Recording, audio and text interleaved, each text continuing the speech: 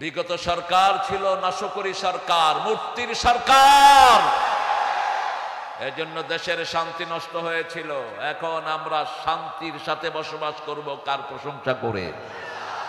তবে ভাঙচুরের সাথে ইসলামের কোনো সম্পর্ক। আমরা গড়তে এসেছি, ভাঙতে আসি নাই। কোন নবী ভাঙচুরের সাথে ছিলেন না।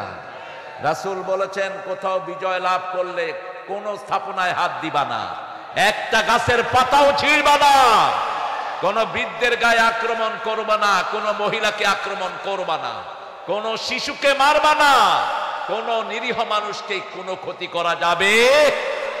শুধু যারা অপরাধী তাদেরকে ধরো, তারাও যদি মাপ চায় তাদেরকে কি করে দাও?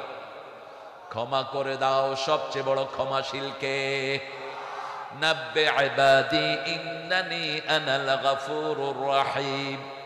আল্লাহ বলছেন, আমার গোলামদেরকে সুসংবাদ দাও, আমি সবচেয়ে বেশি ক্ষমাশীল, সবচেয়ে বেশি দয়ালু। খবর দাও, আমার কাছে কেউ ফিরে যাবে না, সব গুনাহ মাফ করে দেব।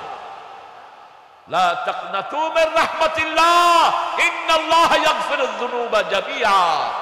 সব গুনাহ মাফ করে দেব। কে বলছেন?